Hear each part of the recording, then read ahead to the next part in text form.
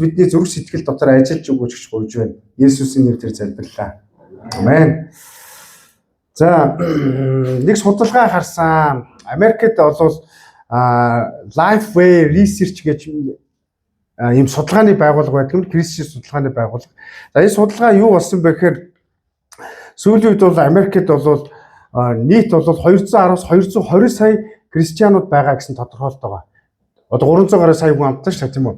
За тэр дундаас бол 40 гаруй нь бол протестантууд байгаа гэж үзэж байгаа. Өөрөөр хэлбэл 120-130 хүмүүс 30 сая хүмүүсэнд христчин улсаа гэж христчин хүмүүс байгаа гэж тодорхойлж байгаа. За тэр дундаас нь болохоор ийм асуулга явсан байгаа. Тэр асуулга нь юу байсан бэ гэхээр та нар өдөрт Библийг уншиж байгаа юу гэдэг асуулт. Өдөрт Библийг уншдаг уу гэдэг асуулт байгаа. Тэгсэн чинь тэр асуултанд юу болсон бэ гэсэн чинь өдөрт Библийг уншдаг гэдэг асуултанд хариултанд хэдэн хувь процент эзэлсэн бэ гэдэг хариулт нь сонирхолтой байгаа. Тэрний юу гэхээр 31 хүн би өдөрт Библийг уншдаг гэж хариулт гаргасан. Өөрөөр хэлбэл одоо 10 хүний 3 гэсэн утгатай зүйл. 10 хүний.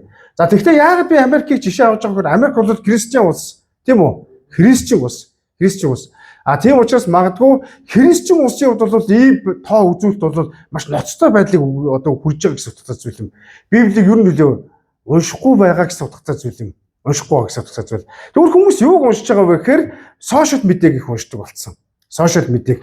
За технологиг тэгээ энэ хөгжлийг сонирхож судалж уншдаг болсон. Түүнтэй уралдаж амьдрдаг болсон цаг үе гэж тодорхойлж байгаа.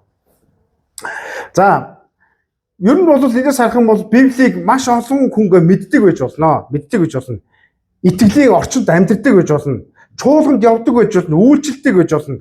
Өөрөөр хэлбэл тэр хүмүүсийн Америкуудын өнөөгийн цаг үеийн асуудал нь юу вэ гэхээр үйлчлдэг гэсэн, Бурхныг магтдаг гэсэн, дуулдаг гэсэн, сошиалэр хүмүүс гэрчлээ ярьдаг гэсэн, номлодог гэсэн, хуваалцдаг гэсэн, эдэн далуугүй байдаг гэсэн, спорт соёл урлаг дээр өөрсдөө гэрчлдэг гэсэн тэд зүрх нь Есүсээс хол байна гэдгийг тодорхойлж байгаа гэсэн үг. Өөрөөр хэлбэл Есүсийг сонсохоос хол байна гэж судалтай зүйл юм. Есүстэй ярилцахаас нүүр тулгаас хол байна гэж судалтай зүйл юм. Ийм үг гэдэг. Сүүлийн дэлхийн ийм зүйлийг ярьж байгаа. Ер нь бол хүн байна шүү дээ. Өөрөө өөртөөгөө л нүүр тулдаг. Эцсийн хүчит. Мөн үү? Хичнээн хайртай хүн байсан ч гэсэн өөрөө өөртөөгөө нүүр тулдаг. Өөрөө шийдвэр гаргадаг.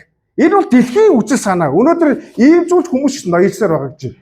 Харин бидний өөрөө өөртөөгөө нүүр тулахад өөрөө өөрийгөө өөрчлөхөд хамгийн том тусалдаг нэг нь бол Есүс юм. Харин би өөрөө өөртөөгөө нүүр тулахад би ганцаараа гэж судалтай зүйл юм. Би ганцаараа. Харин Есүс бол бидний зүрхэнд хүрч чадна. Есүс л бидний сүнслэг байдлыг өөрчилж чадна. Есүс бидний оюун санааг өөрчилж чадна гэж ярьж байгаа. Амен. Barna Group гэж одоо бас христийн судалгааны төв байдаг. За энэ судалгаа бол арай тийм өөдрийг судалгаа бас гаргасан байгаа. Сүүлийн 25 жил Америкт бол судалгаа бол юу болсон бэ гэхээр нэлээд хүнд хэцүү болсон. Хүмүүс Христ итгэлийн хувьд бол уналттай байна гэж тодорхойлсон. Хүмүүс шүм чуулганд явах хүмүүс нь багассаа гэж ярьж байгаа. Харин сүүлийн 10 жилд бол Америкт арай өөр төвшний зүйл гарч ирсэн. Өөрөөр хэлбэл Gen-Z үеийнх нь, Millennium үеийнх нь эзэн рүү ойртох тийм найдрууд маш гарч ирсэн гэж ярьж байгаа. Өөрөөр хэлбэл тэр дундаа эрэгтэйчүүд нь юу вэ? 43% эзэлж яана гэж ярьж байгаа.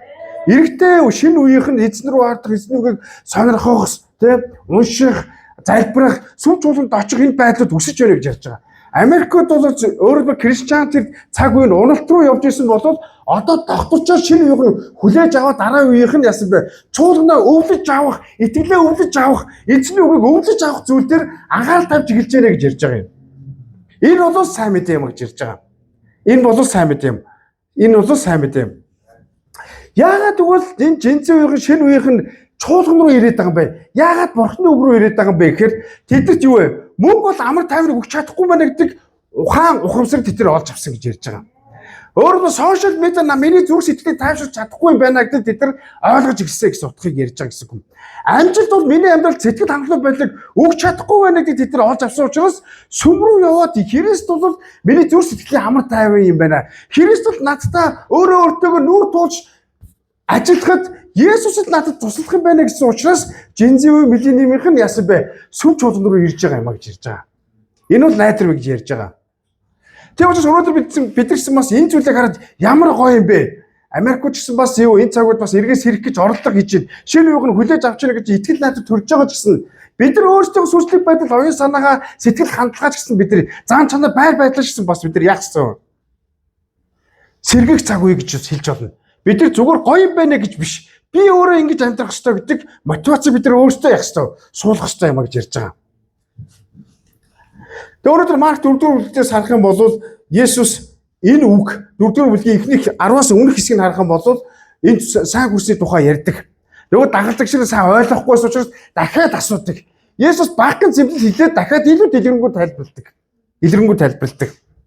За эдээс харах юм бол ингэж хэлсэн. Есүс ганцаараа байхад нь ойролцоо байгсад болон 12 шавн түүнээс сургаалт зүйлийн тухай лавлан асуухад тэр тэдэнд Бурхны хаанчлалын нууц та нарт өгөгдсөн. Харин гадна байгсад бүх юмсан сургаалт зүйлээр ирдгээ гэж ярьж байгаа. За гадна байгсад хүмүүсийг болохоор ингэж хэлсэн байна. Тийм болохоор тэд харавч ийс ухаарч сонсовч үл ойлгоно. Ингэснээр тэд эс эргэж үл уучлагдана гэж хэлсэн байгаа. Үл уучлагдана. За тэгвэл эд гарч байгаа зүйл нь юу вэ? Гадна байгстай гэж хэлсэн. Харин өөрөөс нь асууж байгаа хүмүүсээс юу гэж хэлсэн бэ? Дагалдагчтай юу гэж хэлсэн бэ? Та нар бол Бурхны нууцыг мэддэг хүмүүс юм аа гэж хэлсэн байгаа. Бурхны нууцыг юу гэж хэлсэн? Хаанчлалын нууц та нарт өгөгчөө гэж ярьж байгаа. Өөрөөр тэд нар мэдгүй зүйлээ ойлгохгүй зүйлүүдийг яасан бэ? Есүсээс асуусан гэсэн утгатай зүйл байхгүй юу? Есүсээс асуусан. Бид нар иргэд оржсэн бас тиймэрхүү хүмүүсээс бэж болох юм. Гадна байгсад. Гадна байгсад гэдэг нь тэгвэл ямар хүмүүсийг хэлж байгаа болоо? Өөрөөр хэлбэл гадна байгсад гэдэг нь болохоор зүрхэн Есүс нээгээгүй үнийг тодорхойлж байгаа. Үннийг ирж хаас сонирхож судалдаггүй үнийг тодорхойлж байгаа. Сонсож хүлээж авдаггүй үнийг бас тодорхойлж байгаа гэж хэлж байна. Хичнээн гой сайхан түүх ярьсан ч гэсэн Есүстэй ямар ч хамааралгүйгээр амьдарч байгаа үнийг бас тодорхойлж байгаа гэж хэлж байна. Тийм учраас Есүс тэр хүмүүсийг юу гэж хэлсэн бэ? Гадна байгстай гэж ярьж байгаа гэж хэлж байгаа. Есүсийг ч гэсэн маш олон хүмүүс дагаж байсан. Түүнийг дагаж байсан хүмүүс нь юу болсон бэ? Гайхамшигтүүд үзэж байсан, өлсөн хүмүүсийг хоолж байгааг харсан, өгсөн хүмүүсийг амьлуулж байгааг бас харсан тийм үү? Харин Есүсийг зүйрлэл ярих үед болохоор цөөхөн хэдэн хүмүүс үлдсэн. Хэдэн дагалдаг шиг үлдсэн, бас ганц хоёр хэдэн цөөхөн одоо сонирхож байгаа хүмүүсээс үлдсэн гэж хэлж байна. Есүсийг ямар хүмүүс дагж ирсэн бэ? Мэдээж Есүсээ цангасан хүмүүсээс дагсан байж болох юм. Үнэхээр би надад аврал хэрэгтэй. Үнэхээр надад бурхаг хэрэгтэй гэж. Үнэхээр надад найдвар хэрэгтэй гэж. Бас Есүсийг ямар хүмүүс дагж ирсэн? Дийлийнх нь бол гэр оронгүй хүмүүсээс өвчтөй зовлонтой гэмт хэрэг толбогдсон хүмүүсээс байсан байж орогдол босууд хүмүүсээс байсан байж болно. Мөн бас Есүсийг ямар хүмүүс дагж ирсэйг бодох хэрэгтэй. Шүүмжлэгч хүмүүс дагж ирсэн. Түүнийг эсэргүүцдэг хүмүүс дагж ирсэн. Өөрөөр хэлбэл Есүс үгээ хэлэхэд эсэргээр нь эсэргүүцэж зүрхээ хаагаад нуугдаад эсвэл шүүмжлээд эсвэл ямар нэгэн бүлэг бараг зулаад амьдарч ирсэн. Тийм хүмүүс бас байж ирсэн. Янз бүр хүмүүс Есүсийг дагж ирсэн. Яагаад гэвэл тийм дагж ирсэн хүмүүс, тийм бүхэн эсэргүүцсэн хүмүүс, тийм хүмүүс Есүс Христостой холбоо хүмүүс бол бүгдээрээ түүнээс гадна байсантай гэж ярьж байгаа байхгүй. Тэгээд сонсовч яг ухаарахгүй. Тэд нар харавч яг харахгүй. Тэд нар Бурхны нэгүсэл уучлалыг авахгүй гэсэн зүйлийг ярьж байгаа гэсэн үг.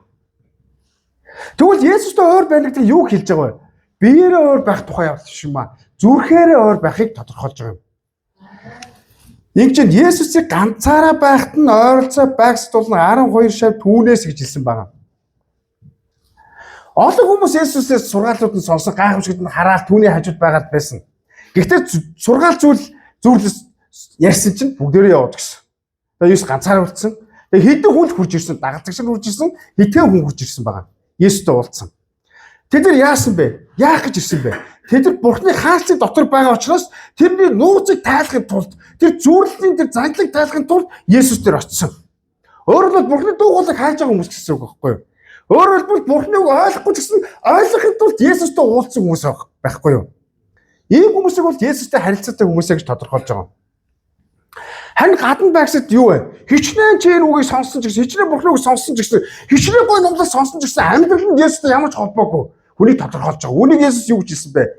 Хичнээн заагаад явсан ч гэсэн амьдрал нь яг гараад хിവэр хэдэн цагийн дараа яг хിവэрийг хүнийг тодорхойлдог гэж ярьж байгаа гэсэн үг байна. Тийм хүмүүс Бурхны үгийг нэг сонирхдаггүй. Зөвхөн сонсдог боловч сонирхдаггүй гэж хэлж байна. Тэр чуулган дотор хүмүүс өдгөж байгаа өөрчлөгдөж байгааг хардаг ч гэсэн яг ойлгохгүй. Тэгвэл энэ хүмүүсийг Есүс юу гэж хэлсэн бэ? Гадна багштай гэж тодорхойлж байгаа гэсэн утгатай зүйл юм. Тэд нар Есүсээс Бурханаас ивэл авах хүсдэг ч гэсэн тийм хүмүүс Есүсийг эзэн гэж хүлээж зөвшөөрч чаддгүй хүмүүс. Хүлээж зөвшөөрч чаддгүй. Тийм учраас энэ Есүсийн хэдийн зүйлд байгаа боловч байг сонсдог зүйлд байгаа боловч жишээ байгаа боловч маш анхаас сонсох, өөрийнхөө амьдралыг толдог харах тийм чухал зүйл юм а гэж ярьж байгаа юм.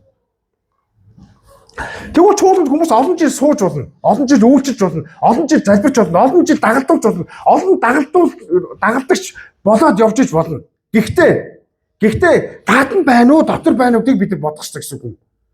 Дотор байгаа бол та өөрчлөгдөж байгаа хүн. Хэрвээ та гадна байгаа бол яг л өнгөрсөн жил байсан Чингис өнөөдөр яг хэвээрээ сул дорой байх болно. Залбирдгүй нь хэвээрээ, гончгонд нь хэвээрээ, гоморхтг нь хэвээрээ гэсэн утгатай зүйл юм. Ийм хүмүүс нь ямар хүмүүс гэж ярьдаг вэ гэхээр Библиэр бол фарисей хүмүүс гэж ярьдаг. Тэд нар маш ашиглаг хүмүүс. Залбирахыг, Библийг тайлбарлахыг, ярихыг, харилцахыг, тэр хүмүүсийг залбирахыг янз бүрийн ингийн хийсэн зүйлүүдийг заахад маш мэдлэгтэй байдаг. Маш их шашинлаг. Гэхдээ тэд нар Есүстэй нүүр тулдаг ч гэсэн түүнийг дагахыг хүсдэг хүмүүс. Зүрхэнд хаалттай хүмүүсээр тодорхойлж байгаа гэсэн үг. Харин Есүсээр цангасан хүмүүс нь дандаа юу татвар хураагч нараас өөссөн хүмүүс, бэлэвсэн хүмүүс. Есүс байхгүй бол юу вэ? Би амдаж чадахгүй гэсэн хүмүүс бас байсан. Тийм учраас гадна байгс гэдэг ямар нэгэн байшлал тодорхойлох зүйл биш юм аа. Зүрх чинь Есүсийн хаалттай байгаа биш үстэй гэдэг зүйлээр тодорхойлогдно гэсэн үг. Зүрх чинь одоо энэ сууж байгаа ч гэсэн та сонсож байгаа гэсэн зүрх чинь хаалттай биш үстэй. Та уцаа барих ч юм уу, чаа сонсох ч юм уу, та TikTok, Facebook, ямар Instagram-ыг хүлээж авах хин нэг над руу гоё рил явуулах ч юм уу, та тэр зүйл дээр байна уу? Эсвэл та яг одоо энд байгаа бол чи хүчээр бүрж ирээд нойрмоглоод шүнжэнгөө ясм өөрийгөө зугаацуулаад унтаагүй одоо зүгээр ирэхгүй болохгүй гэж шашинлаг төв төрөхөөр байна уу? Зүрх чинь нээлттэй болов та одоо сүнслэг байлтгаар сэргэг байж чадна. Тийм учраас ийм хоёр төрлийн хүн байж болно. Нэг нь матанд дуулаад номлон сонсоод мэддэг зүүрлэж ч юм уу үйлчлээд байж болно. Гэхдээ зүрх чинь хол хүн бас байдаг. Харин нөгөө хүн юу вэ? Эзэн та надад одоо яар. Эзэн та надад одоо миний сонсох ёстой үгийг хэлж өг гэж итгэлтэй хандлагаар суудаг хүнийг тодорхойлно. Би таны юу ч хэлсэн ойлгохгүй байсан ч гэсэн би дуулахтай байх болно гэж. Тийм учраас ах トゥ нар минь бид нэр Есүст ямар хандлагаар амьдарч байгаагаа тодорхойлцгаая. Есүс таны дотор байгаа юу? Байгаа юу? Есүс таны дотор байгаа юу? Харин миний дотор бас байгаа. Гэхдээ бид нар Есүст яаж хандаж байгаа гэдгийг бид нар өнөөдөр сурах хэрэгтэй. Би Есүст ирээ зэрэгүү арай муугай хандаж байгаа юм шиг зү. Эсвэл үнэхээр сайн хөрс шиг сайн хандлагаар түүний үгэнд хандаж байгаа юм шиг. Алийг нь бид нар хэрэгцүүлэх цаг үе. Эхний үгийг харах юм бол ийм байгаа. Ямар хүн байсан бэ гэхээр 15 дугаар эшлэлийг харцгаая. Эдгээр нь зам хаваар унагсад бөгөөд тэд үг таригжээ. Тэд үгийг сонсоход тэр даруй сатан гэж тэдэнд суулгацсан үгийг булаадгаа гэжсэн ба. За өнөөдөр тэгвэл энэ хэсэгтээ та ямар үгэнд хамгийн чухал гэж бодож байна? Хүн болго янз бүрээр бодож байгаа бох тийм үү? Эдгээр зам хаваар унагсад бөгөөд тэнд үг таригджээ. Тэд үгийг сонсоход тэр даруй сатан ирж тэдэнд суулгацсан үгийг булаадгаа гэжсэн байгаа. Тэгвэл энэ өдөр гарч байгаа хамгийн чухал үгэнд юу вэ гэхээр тэр даруй сатан ирж гэж хэлсэн байгаа. Үгийг булаадгаа гэж хэлсэн байгаа. Өөрөөр хэлбэл сатан ирэхэд тэр үр хаана орох ёстой вэ? Хөрсөнд орох ёстой байсан. Харин хатуу байсан учраас тэр хаа сайгүй зам хаваар гэж ярьж байгаа гэж хэлж байгаа. Өөрөөр хэлбэл юу вэ? Хаа сайгүй бурхны үг заан задрыг цацагтаад байгаа байхгүй юу? Цацагтаад байгаа байхгүй юу? Үржим сургуулах гээд байгаа. Гэхдээ юу ч альдыг гэж оруулаагүй талаар нь тарцсан байгаа гэж судалтай зүйл юм. Тийм учраас сатан юу шууд ирэл зүгээр харж байгаа шууд яах вэ? Авж байгаа гэж судалтай зүйл байхгүй юу? Авж байгаа гэж судалтай зүйл юм. Тэгвэл энэгээр дамжуулаад Есүс бидэнд юу хэлж байгаа юм бэ? Бидний зүрх Есүстэй итгэдэг мөртлөө Есүсийг дагдаг мөртлөө сүмж болгонд явдаг мөртлөө зүрх минь хатуу биш байгаа биз дээ. Бурхны үг оруулахгүй амьдарч байгаа биш дээ. Бурхан минь таагүй ариуг Америкээс дуулдаг мөртлөө зүрх сэтгэл чинь Есүс Христийн үгийг оруулаагүй байгаа биш дээ гэдгийг асууж байгаа гэсэн үг. Асууж байгаа. Тийм учраас сатан чуулганаас амархан холдуулах хүсдэг. Зүгээр л иймэрхүү залжин гаргаар яг сатан юу биднээс хооронд нь хийгээд бурхаас холдуулах хүсдэг нэг юм жилж болно. Тэгвэл замын хөрсийг бол бид нар мэдэн тийм үү хатуу тагтагсан тэрүүгээр хүн байтгаа хүсэг тэр юу янз бүрийн ламтад одоо явж байгаа ш тийм үү. Тийм учраас тагчирсан газар гэж байна. Тэр газар хичнээн мянга өөр цацсан ч гэсэн суухдахгүй гэсэн үг байхгүй. Тийм учраас замаар нэг тарцсан гэсэн утгатай зүйл. Өнөөдөр бидний зүрх сэтгэлд авсан Бурхны үг ингээд зөв талаар байгаа биш үү гэдэг гаргалгаа гарч байгаа. Тэгэхээр Есүс энэ хэлж байгаа зүйл нь яагаад Есүс энэ үгийг хэлж байгаа вөхөр өнөөдөр сууж байгаа намайг шүүгээд ялтаа шүүмжлэх гэдэг байгаа даа биш. Бидний зүрх сэтгэлээ дахиад нээхийг хүсэж байгаа гэсэн үг байхгүй. Хөлт Есүсийг дагж байсан хүмүүс дотор тийм хүн байсан учраас юу вэ? Өнөөдөр Есүс энэ зүйлийг хэлж байгаа гэсэн үг байхгүй. Тийм хүмүүс яг уу номлол сонсно. Янз бүрийн подкастууд, янз бүрийн кришчийн контентууд, рилүүд сонсно. Өөрөө ч бас тиймд оролцож иж болох юм. Бас зөв уншин, магтчих, дуулдаг, мөргөл тэрж үйлчилдэг. Гэхдээ Бурхны үг зүрхэнд нь байхгүй. Ямар ч ялгаа байхгүй гэсэн. Өөрөөр зүрх нь хитрхи хатуу болсон гэсэн үг байхгүй. Хитрхи хатуу гэдэг бид бол энгийнэ тодорхойлцоо нааш хараарай. Би энэ үгийг мэднэ. Залбирахгүй байсан ч болох юм байна. Юу нь бол яа ингэсгээд амьдрахад болно. Эсвэл арай жоохон дараагийн төвшин дээр авчи. Би жоохон гайгүй болохоор Бурхан дээр үйлчлэнэ. За сэтгэл санаа жоохон гайгүй болохоор Библийг уншнаа. Орчин нөхцөл бүрдэхгүй байгаа учраас би яг өнөөдөр залбиж чадахгүй байна гэдэг хариултад гарч иж болох юм. Зарж иж болох юм. Энэ бол хатуу зүрхсний залхины илэрхийлэл واخгүй юу? Тэгээ Есүс юу гэж хэлсэн бэ? Тийм гэж ярьдаг хүмүүс, тийм хандлагатай хүмүүсийг бол сүг сатаа яг үрий чинь аваад яваад өгнө гэж ирж байгаа. Тэгээ тийм хүмүүсийн амнаас юу Бурхны үг яригдах биш, эзний нэгүсэл ивэл яригдах биш, юу вэ? Хүний үг яригдах болно. Амьдралд яахаарахгүй би гэмиг үйлчлээ. Яахаарахгүй би яг ийм зал хэрэгжлээ. Яахаарахгүй итгэл хөрвөжлөгийн зарчмуудыг би яг буруу тайлан гаргачлаа гэдэг байдлууд гарч ирнэ гэсэн утгатай зүйл. Тийм учраас Есүсийг хэлж байгаа сатан үгийг авна гэдэг нь тэгэхээр чиний зүрх сэтгэлд орж байгаа тэр үгийг авна гэдэг нь өөрөө та хараарай маш ноцтой үйл явдал шүү. Маш ноцтой зүйлэл шүү. Есүс хэлж байна. Бурхны үгийг бүү зүрхнээсээ алдаарай гэдэг хэлж байгаа гэсэн үг. Зарим хүмүүс нүгэл хийхдээ ихэндээ эмзэг өгдөг. Би буруу зүйл хийчлээ. Бид хоёр буруу зүйл хийчлээ. Эмзэглдэг. Харин дараа нь дахиад хийгээд тасч эхэлдэг. Дараа нь юу? Дасгаараа зүгээр л байдаг зүйл болж эхэлдэг. Хамгийн сүүлд нь аимшигтай зүйл нь Бурхны дуу хоолойгоо сонсгоо болж эхэлдэг.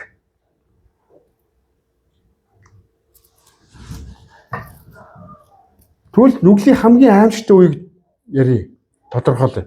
Энэ нүглийн хамгийн аимшигтай үе нь бол өөрийнхөө асуудалтай гэдгээ мэдрэхээ болж эхлэх үе та нэлээд том аюултай байдал байна гэж хэлж байгаа юм. Нүглийн асуудалтай гэдгийг хүлээж зөвшөөрөхгүй, асуудалтай гэдгийг би мэдэхгүй, түүнийг хүлээж авч ойлгож нууцтай авч Есүс дээр очиж тунгааж эргэж ярилцах те залбирах суух тэр байдлууд чухал биш гэж бодож эхлэх нь та гэм нүгэлтүүд амар аюултай байдал байна гэж утгыг илэрхийлж байгаа юм. Ийм хүний жишээ бол хэн байдаг? Фараон байгаа ш тийм үү? Фараоныг мэдэн штэ. Фараон яадаг вүлээ? Мөрхөн Мосыг илгээсэн. Тэгээд сануулгууд өгчээсэн. Фараон 1 удаа, 2 удаа тэгсийж, ингээл ахин дахин ингэж хэлж идэг тийм үү? Тэгээс үлдээ явах бай. Зүгээрээ би өөрөө мэднэ гэж хэлсэн. Эцэст нь Египт сүрсэн хүүхдүүдэнд үгсэн эд хөрөнгөөрөө усаараа тэр чигээрээ хүн цогтолтонд орсон шүү дээ.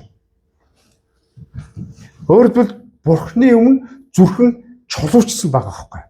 Чулуучсан байгаа. Тэгэхээр бидний доторчсон бас ийм өмнүүдийг бид нэр одоо цуулах хэрэгтэй. Дараа гимшиг гэдгийгээ дараа гимшиг. Дараа эзэн дээр очие. Би дараа өөрчлөгдөх болно.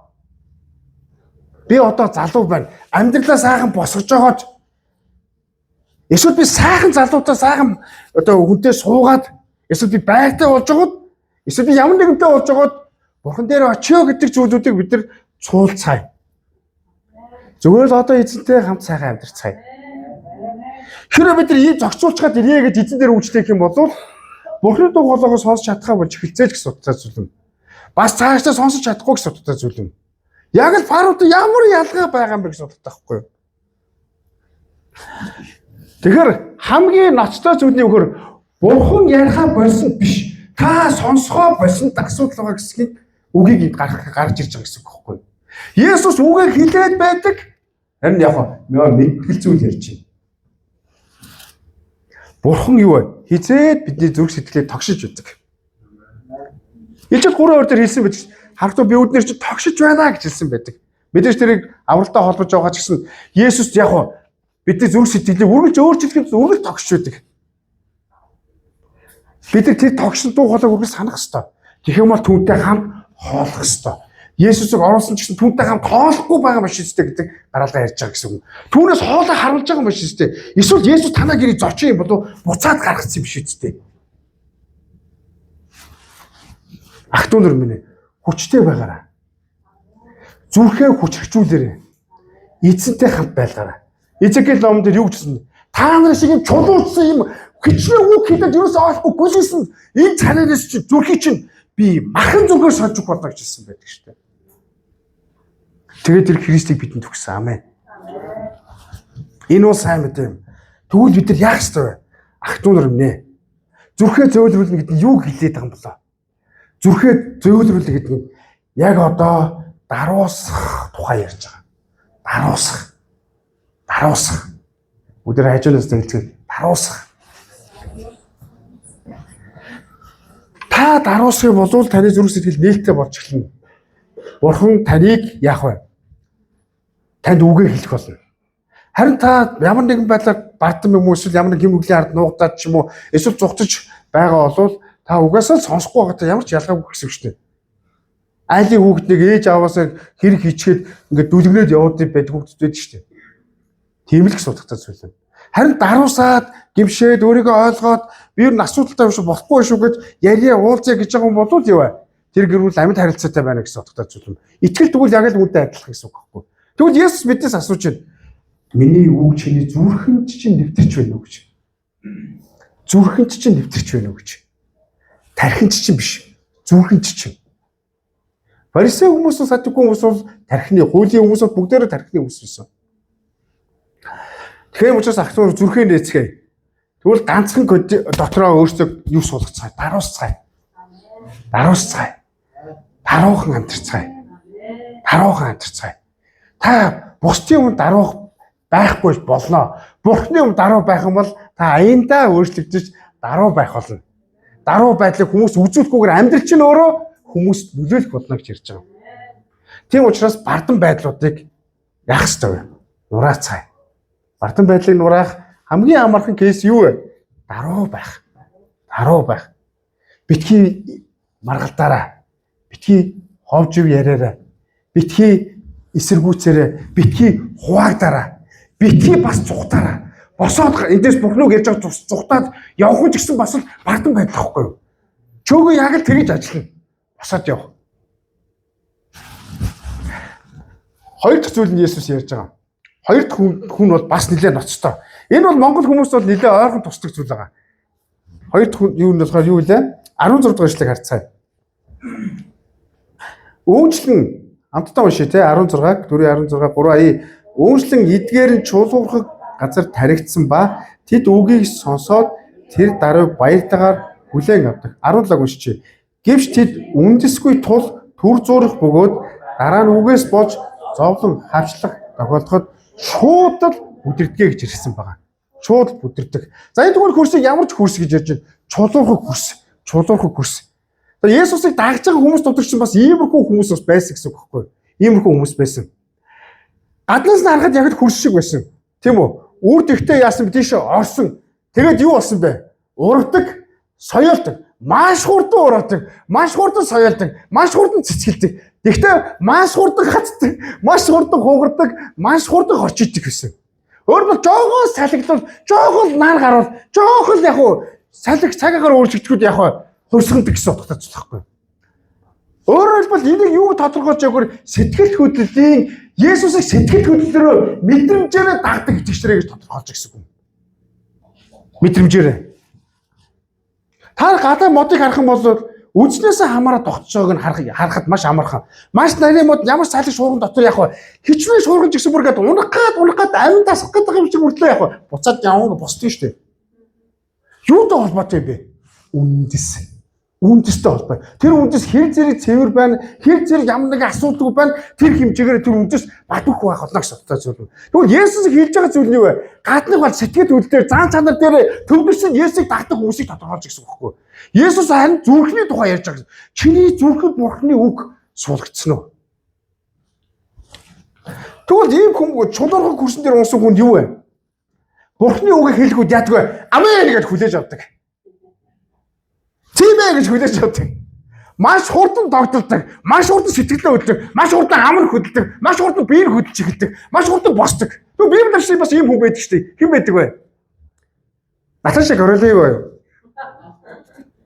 Петрийг мэдчих юм уу? Петр яг л тийм. Есүс нэг за одоо Бурхныхаа би би одоо ингээд удахгүй загалмаа дээр би таныг хамгааллаа гэж хамгийн түрүүнд гарч дуурдаг. Нөгөө хэдэн дагалдаг шиг юм байх гэж юу ч яриулж өгдөг. Тэгэл юу сэтгэл хөдлөл маш өндөр тийм мэдрэмжтэй тийм үү биш. Гэхдээ асуудал нь юу байсан бэ? Асуудал нь хэн цагийн дараа нөгөө амиа өгнөс даалаад өгнө хятаад өгнө гэсэн чинь нэг жоохон охин энэ Есүстэй хамт байсан гэсэн чинь хүмүүсээс хайсан.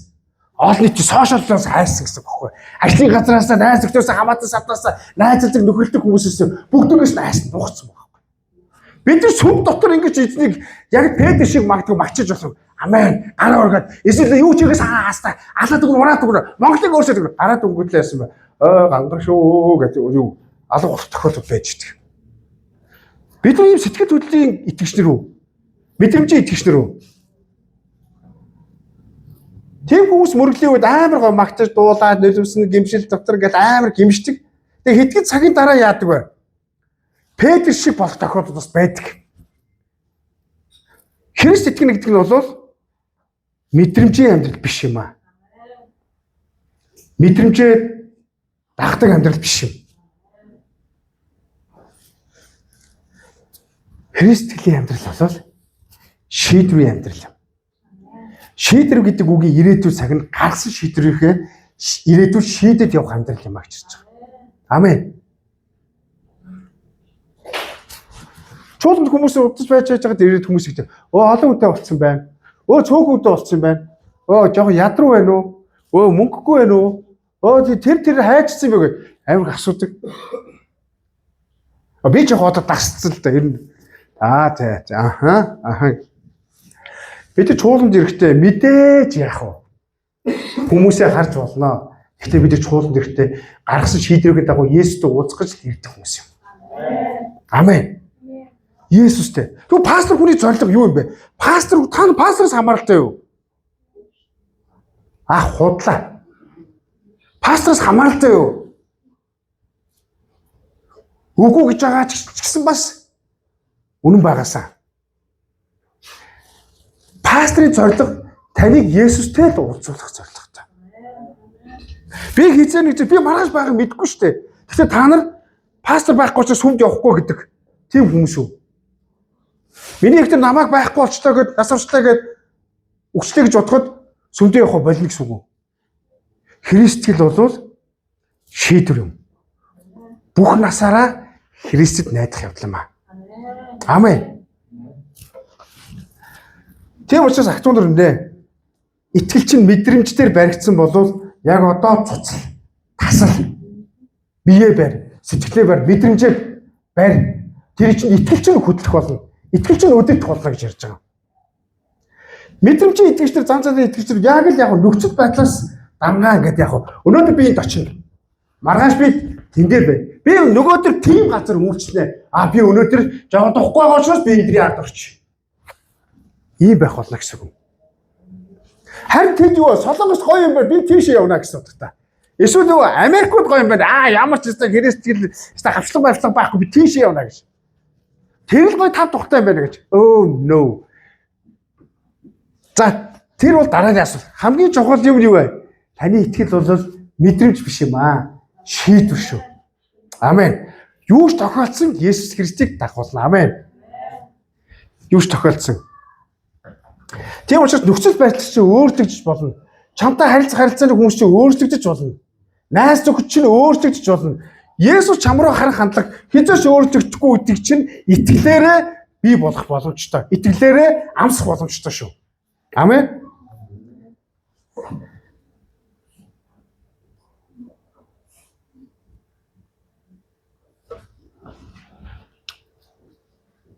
Тэгэхээр бүгдээрээ сэтгэл хөдлөлийн итгэгчдэр биш. Мэдрэмжээр тулгуурсан итгэгчдэр биш.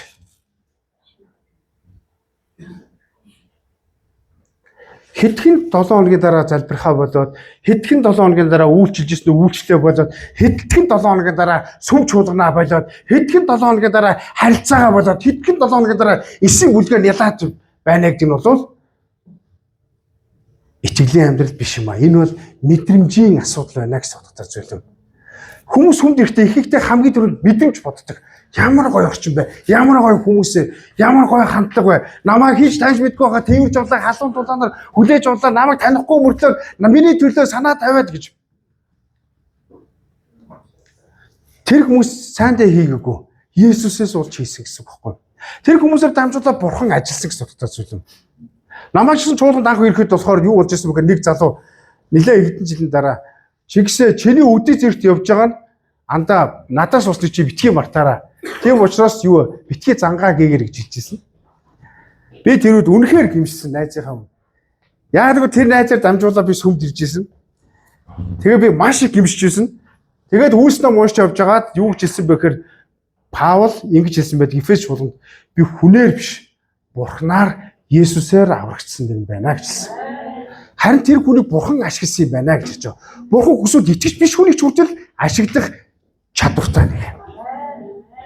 Харин би тэр хүнээс болоод унах болгож маш ойрхон байсан. Буцаад уруудах болгож маш ойрхон байсан. Яг л тэр хүнийг харах юм бол тэр хүн чинь өнөөдөр чуулганд байхгүй учраас би ч дагаад явах боломжтой байсан. Тэр хүн унагуул би дагаас ичлэр унаад ирсэн. Тэр хүн ямар нэг асуудал гаргавал би дагаад тэр асуудлуудыг бодож ирсэн. Хийж болох юм хийхгүй болохгүй ч гэсэн яг хийж болох юм байна гэж. Ийм байдлуудад би унж эхэлж ирсэн гэсэн. Харин Есүс Христийн тэр нэгүслийг хүнээр биш Бурхны хүү Есүс Христээр би аварцсан гэдгийг ойлгож эхлэхгүй яасан бэ? Нүүдэл хийсэх судалтай зүйл юм.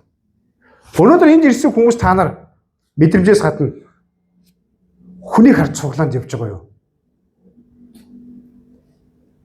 Дотроо хариулаарай. Гаднах байдал чухал биш. Есүсийг та дагаж, Есүсийг харах гэж сүмд яваарай.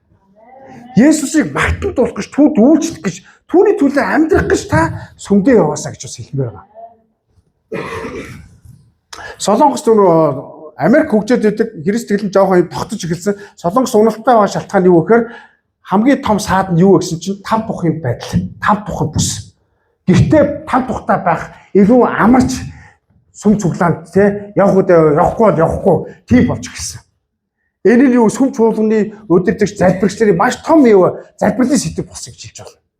Өөрөөр хэлбэл бас Монгол ялгаагүй. Өнөөдөр очимооргүй ядраад нөө жоохон унтчих намайг тэгээ хэлчихээр тийм явц яахаар хүнөцөл байдлын болоод байгаа учраас би очиж чадаагүй жоохон гой тайлбарлаад өгчөөр юм уянгийн тийм шалтгаанууд их болж ирсэн. Биднийг болохоор бидний үед бол ингэж заадаг байсан. Чигсээ миний ихтер ч бас тэгж хэлжсэн. Чи өчхөөг бол ирээрээ. Мартин Лютерийг та нар мэдэн тийм үү? Мартин Лютер шашин шийдлэгч шүү.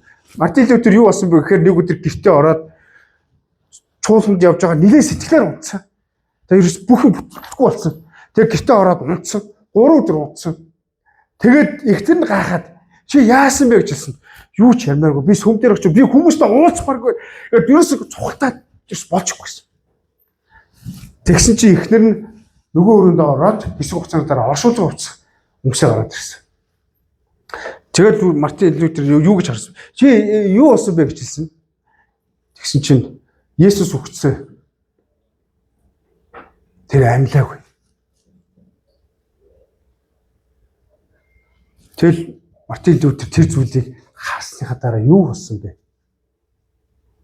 Босоод ажлаа өргөжлүүлээд хийхээр эзний чуулган руу явсан. Амен. Өнөөдөр бид нар ийм олон мэдрэмж дунд хөглөгдөж амьдарч байгаа. Харин бид нар итгэлээрээ амьдралаа хөглөх хэрэгтэй. Тийм учраас сэтгэл хөдлөлт ихтэй муу зүйл бол биш. Хүн болгон сэтгэл нь хөдөлдөг. Ялангуяа монголчуудын сэтгэл хөдлөл маш өндөр гэж ярьдаг ш тийм үү. Хамгийн чухал нь таны зүрхэнд бурхан хүрдэгдгийг битгий мартаарай. Таны нулимсанд бурхан хүрдэгдгийг битгий мартаарай. Таны мэдрэмжинд бурхан хүрдэгдгийг битгий мартаарай. Тэгэхээр юу вэ? Би бурхныг мэдрэхгүй байна. Бурхны үгийг сонсоод ойлгохгүй байна. Би хүмүүсийн дээр цуглаанд яриад баяр хөөргийг мэдрэхгүй байна гэж хүмүүс ярьдаг. Гэхдээ юу вэ? Энэ бол мэдрэмж аахгүй юу? Энэ бол мэдрэмж. Нартаа салхитай бороотой шуурхтаач лов кафе болдог гэж ярьдагтай адилхан. Есүс Христийг ирэх хүртэл сүм чуулган нурмаагаад шултгой. Амьдрах болно. Амьдрах болно. Өнөөдөр Бурхны үг чиний зүрх сэтгэлийг догтлуулахгүй чамд чанга сонсгочиж болно. Гэхдээ Бурхны үг бол хүчтэй шүү. Эрх мэдэлтэй. Магадгүй чи өнөөдөр сэтгэл хөдлөхгүй байна, сүм цуглаан дээр магтаал дуулаад нэг л унагтай тийм нөлөөс гарахгүй байна гэж магадгүй бодож болох юм. Гэхдээ загалмаан хайр бол хүчин төгөлдөр байгаа шүү. 2000 жилийн өмнө тэд үйл явдал болоод тэр бурхныхаар амар ноцтой хасаад алгуулад унтарсан гэсэн үг болж. Идүү итгэл найдвар хайр гураас хамгийн агуу нь хайр. Бид нар мөнхийн мөхөд бурхны хайр дотор амьдрна гэж ярьсан байгаа шүү дээ. Энэ мэддэг үгөө таны одоо мэдрэх энэ ухамсарын үг гэдгийг гаргаж байгаа гэсэн үг. Тэгээ учраас салхинд мод юу вэ? Үндснээс хамаарат яг вэ? Унах уу, хугарах уу, хатах уу, гандах уу гэдэг нь үндэстэй шууд холбоотой гэсэн үг. Үндэстэй шууд холбоотой. Тэгэхээр ах トゥ нар минь Бурхныгаа хайрлаарай. Бидний зүрх сэтгэлийн үндэс бол Бурхныг хайрлахаар услагддаг юм аа. Бурхныг хайрлахаар. Тэгвэл Бурхан намайг хайрлаж байгаа юу? Бурхан айл гэж таныг хайрласаар байгаа. Тэр хайрлсан нотлогоо юу вэ? Хүмүүс мэдрэмжийн хүмүүс гомдлоо шүү дээ. Бурхан хайртай юм бол яагаад намайг одоо ингэж амьдруулад байгаа юм бэ гэж. Тэр хайрлахаар бол айл гэж танд хүүг өгсөн шүү дээ. Хүүгийнхээ амийг өгсөн шүү дээ. Энэ хайр хангалттай. Тэгээд тэр бидийг орхиогүй бидэнд ариун сүнсийг өгсөн. Тэгээд ариун сүнсээр дамжуулаад тэр бидэнд хайрынхаа мэдрэмжийг яг уу хайрынхаа зүрх сэтгэлийг бидний дотор дүүргэсээр байгаа гэж ярьж байгаа. Тэгвэл Есүс биднээс асууж байна. Асуулт гаргацгаая. Өнөөдөр чиний итгэлийн үндэс мэдрэмж биш үсттэй. Зан чанарын хандлага биш үсттэй. Хавчлаг, зовлон, уруу таталт тийм зүйл ирэхэд ямар болдог вэ? Үнгэлдэг үү? Тэгээ би өчтөр нэг сонсох дуртай нэг магтаалын хүн байдаг. Стефен Фрайтер гэж хүн байгаа. Тэгээ тэр хүн өчтөр нэг юм дуулсан. I have decided to follow Jesus гэдэг. Энэ дуу мэдхүү? Би Есүс эзний дагыг шийдлээ. Би Есүс эзний дагыг шийдлээ.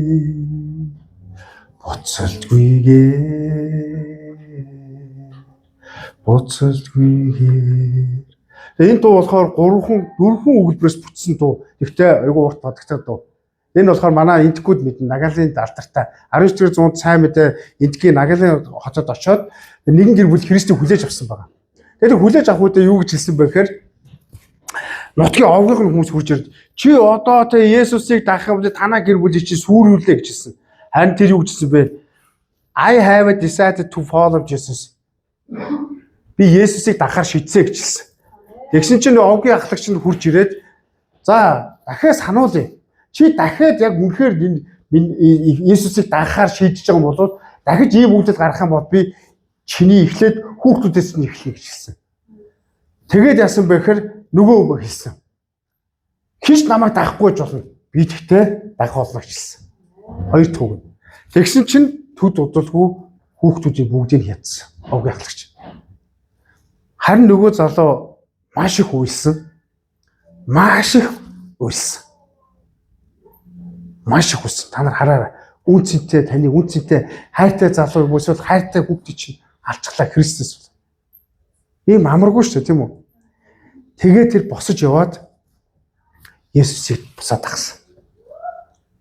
Тэгээ буцаад агаад явсан чинь овгийн ах чинь хурж ирээд юу гэж хэлсэн бэ гэхээр намайг дахиад чи сонсоо. Чи дахиад дагах юм бол би чиний эхнэр болон ээж чинь хамт амьдарч байгаа хүмүүсийг чинь би алнаа гэж хэлсэн. Харин юу гэж хэлсэн бэ гэхээр загалмаа бол миний дэргэд байна гэж хэлсэн. Дараагийн өгүүлбэр нь. Тэгээд яасан бэ гэхээр Есүс Христийг дагсан гэр бүлээрээ. Тэгсэн чинь гараад яваад ирсэн чинь ээжийг нь эхнэртэй нь алсан.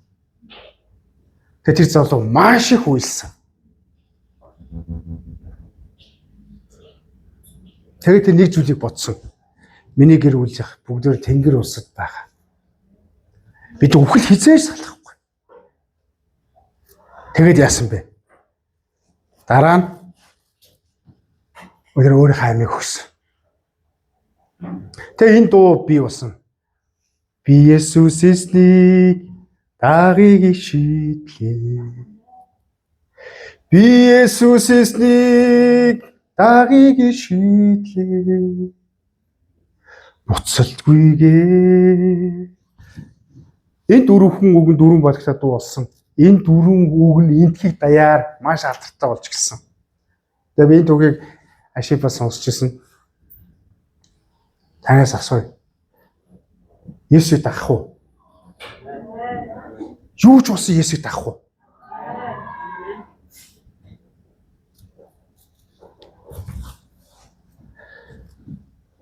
Үнэхээр имгэлтэй боловч үнэхээр сэтгэл хөдлөм үйл явдал юм аа. Дараагийнх нь 19 дэх эшлэгийг уншъя. 19-ийг хамтдаа уншъя. 3 ертөнцийн зовнил.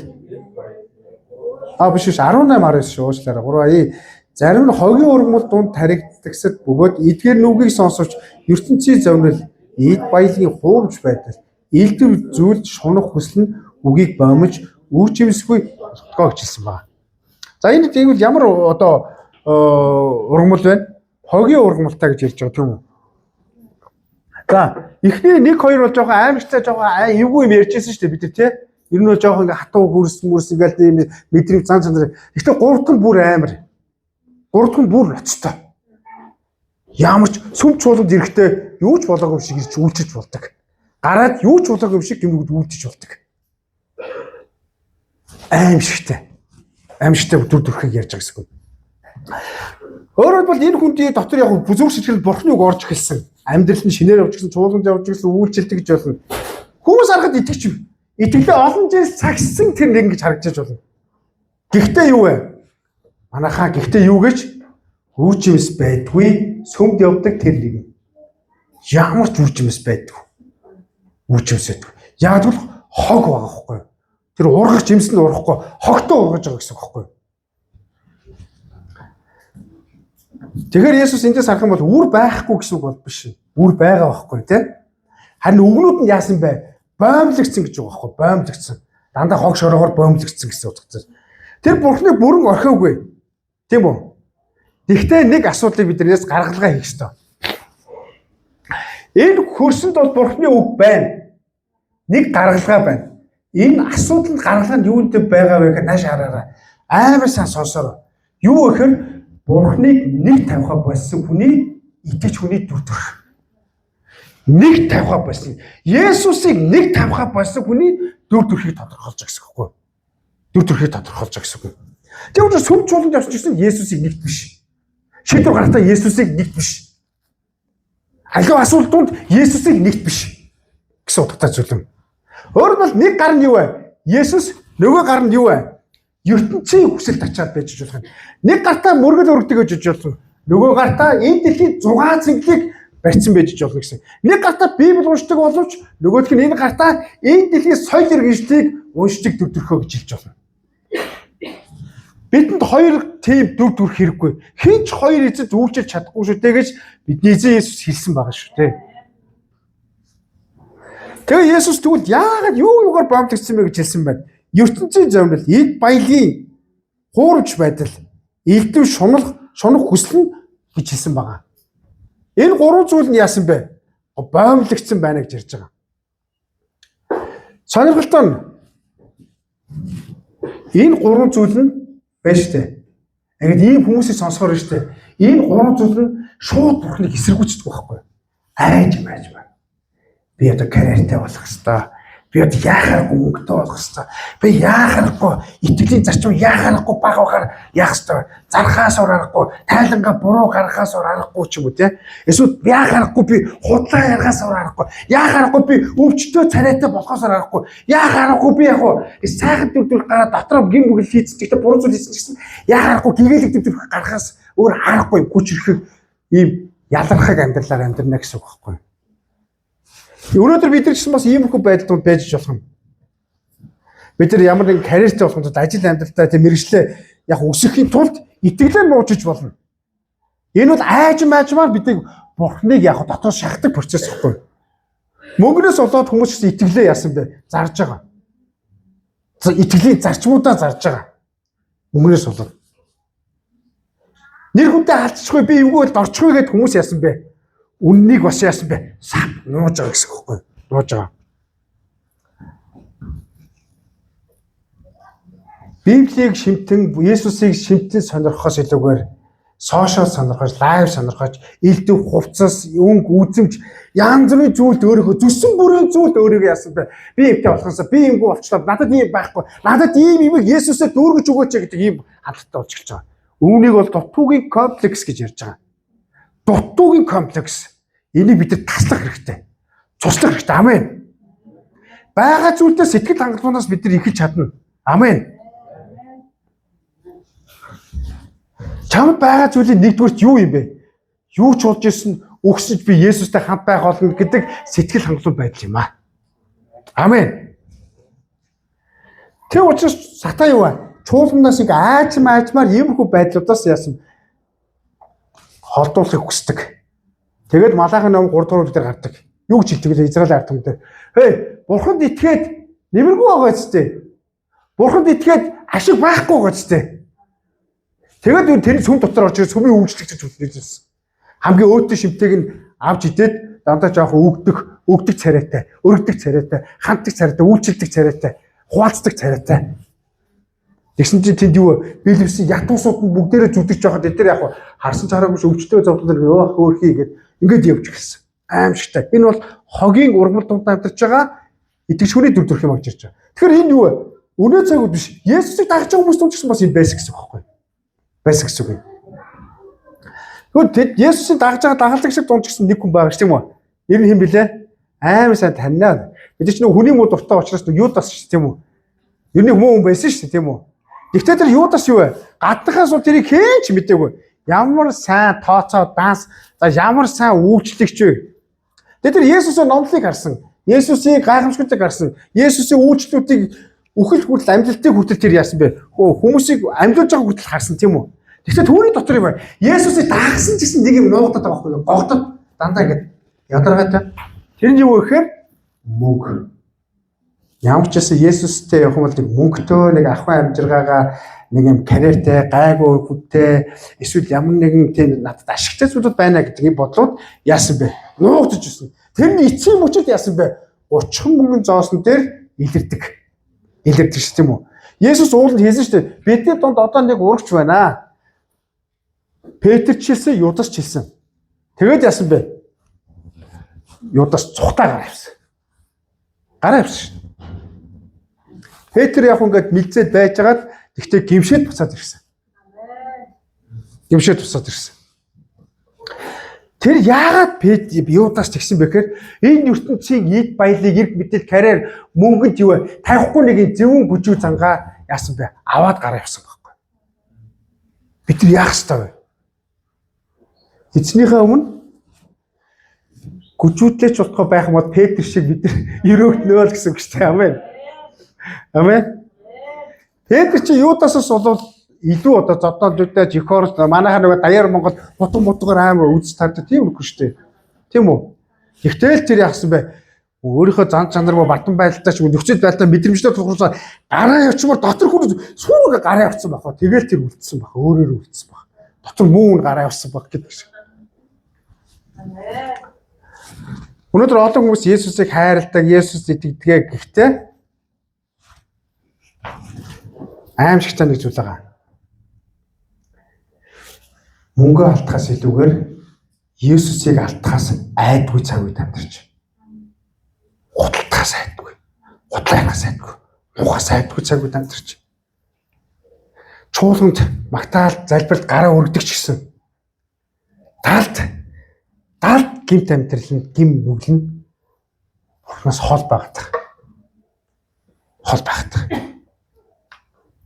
Есүсийг аврагч гэж гой дуулдаг, гой одоо яв хөдөө тунхагладаг ч гэсэн түүнийг хаан болгохыг хүсдэг. Өдөрдүүлэхийг хүсдэг гэсэн. Бидний иргэд тийм хүмүүс байгаа. Энэ бол хогийн урмал домт байгаа гэсэн үг байхгүй. Хог. Бид нар хогд дургу үзтэй. Есүс хогийг зүүрлсэн гэдэг нь болохоор маш ноцтой зүүрлэл байгаад байгаа байхгүй. Одоо ингэ судлаад үзэх юм бол еврейчүүд хог гэх юм бол тэнд дотор ч ерөөс ингэ тухайд бол юм ялгах малгах юм бол байхгүй. Тэнд одоо заагаас одоо 9 шидийн хог новш байдаг гэсэн үг. Ром дээр ч гэсэн бас ийм зүйл. Та нар ходоодоосоо болж яасан бай. Ромчуудын ходоод шиг амьдарч байна гэж итгэжтийг Паул зэмлдэг гэсэн. Тухайн үе ромчууд ямар байсан бэ гэхээр ерөөсөө сэтгэл ханддаг. Энэ дэлхийн зүйл угаасаа сэтгэл ханддаг. Тэд нар ядч баячууд нууцаар дэлхийн төрөл бүрийн улсуудаас ингээд тэр хоол гоё юм, энэ хоол гоё юм, энэ гоё юм, энийг ч би идмээр, тэрийг ч би идмээр хүний ходоод яах вэ? Дийлэхгүй штэ. Тийм учраас тусгай яах вэ? Хүмүүс авчираад нэг хоол идсээ дараа бөөлжиж гаргаад дахиад хоол иддэг гэсэн. Ийм амар заваа амьдрал байсан байхгүй. Ийм амар. Бид нар ийм зүйлийг хараад зихүүс төрдөг штэ мөн үү? Гэтэл бөөлжиж иддэг. Гэхдээ амьдрал дээр бид нар өөрсдөө яг тийм одоо 6 цаг гэж шунал хүсэлттэй дийлдэхгүй тэгж амьдарч байгаа биш үстэй гэдэг гаргалгаа гарч ирсэн. Энэ бол хогийн урмал дотор амьдарч байгаа хүний төвлөрөх юм учирч байгаа. Тэгээ би ч гэсэн одоо эрүүл мэндэ бодоод сүүлийн эдэн сараар эмнэлэг домлох гэж явж байгаа. Тэгээ би ингээд эмч бол наваг эхлээд чингэх хасаал гэж хэлж байгаа. Гэхдээ яг би одоо турах мурах гэдэг үгэнд бол тийм жоо харшилтаа болсон. Харин эрүүл хооллох хэрэгтэй. Эрүүл амьдрах хэрэгтэй. Эрүүл сонголт хийх хэрэгтэй. Тийм учраас хоолн дээр яг энийг хараад иччихсэн биш. Энэ харин миний биед хэрэгтэй юу, хэрэггүй юу гэдэг потенциал одоо ухамсартай байх хэрэгтэй. За харж байгаа манай ихтэй л харж байгаа. Би бол одоо нилээж гасчих 88-аас 78 хүрсэн те. Ерөөсөө мэдгэдэггүйгээр гээд яаж байгаа эрүүл хоолж байгаа байхгүй. Хүслээ дарж байгаа байхгүй. Үнэхээр нэг зайхан нэг тос 10 шил асгасан сайхан юм идмэр л байгаад байгаа л та. Яагааргүй тодорхой цаг хугацаатай байгаад байгаа байхгүй. Гэхдээ огт идэхгүй нэг гэсэн үг биш шүү.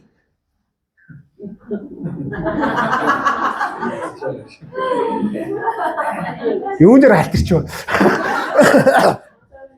Хүсэл мэн байдаг юм аа. Хүсэл мэн байдаг тийм.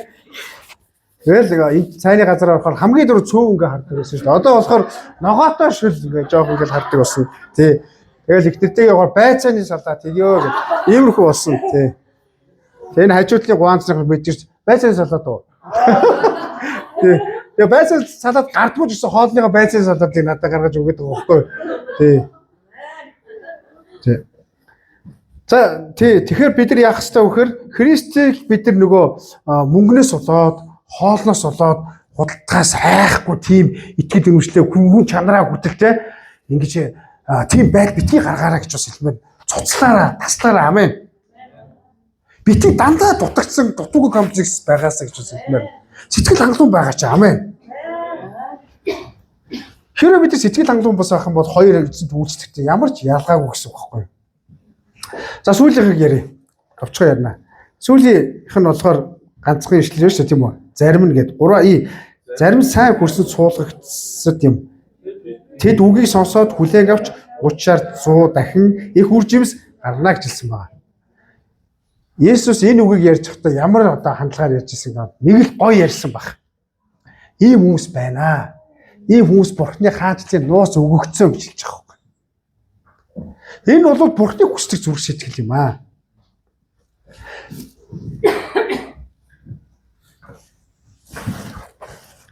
Энэ хурс бол сонсоод зүрх сэтгэлээ нээгээд сонсоод хүлээж аваад тэгээд үр жимс сургадаг.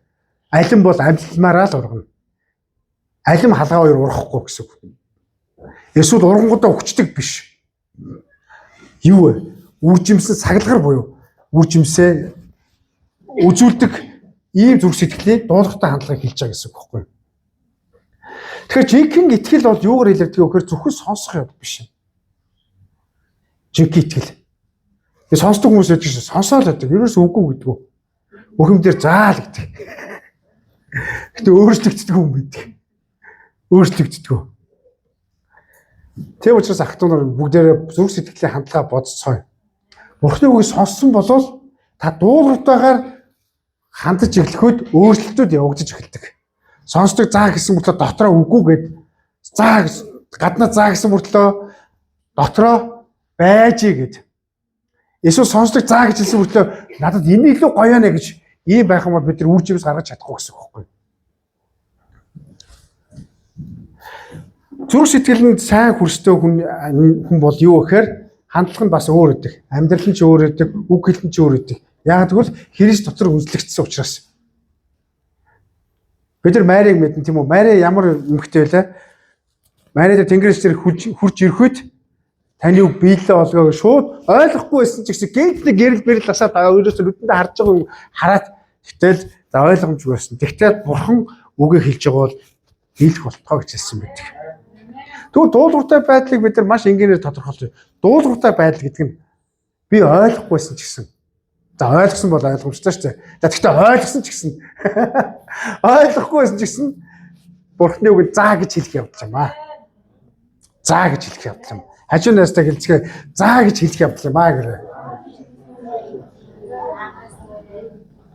Тэгэхээр ой манайхаа дуулууртай байдал айж байсан ч гэсэн заа гэх явдал юм аа.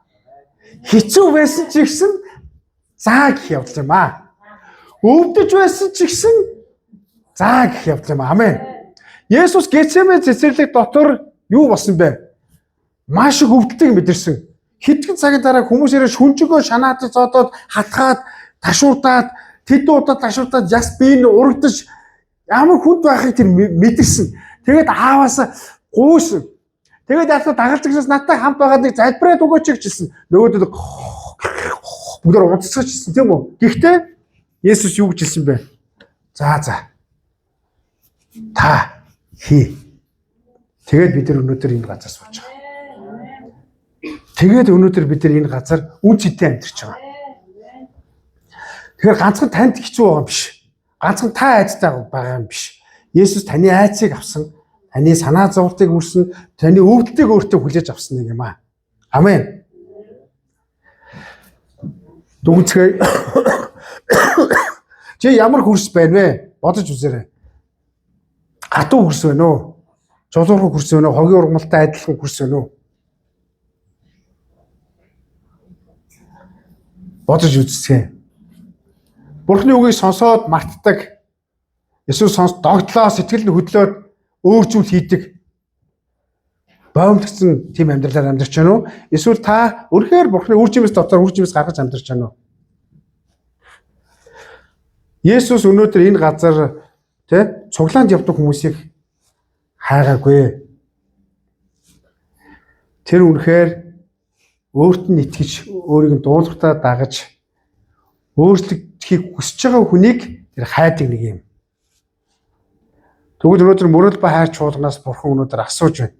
Тэр шавьяагаа, тэр дагалдагчаагаа хайж байна. Би танаас өнөөдөр энэ цагт залбирал руу таныг хөтлөмөр байна. Өнөө цагийн шоу, зугаа цэнгэл, идэж ууш, сошиалын янз бүрийн платформын уруу талцууд их байна. Үний юм шиг худал ярих дүр төрхүүд бидний дотор их байна. Энэ нэг гэм нүгэл нэг тийм буруу зүйл бишээ гэдэг биднийг уруу татчих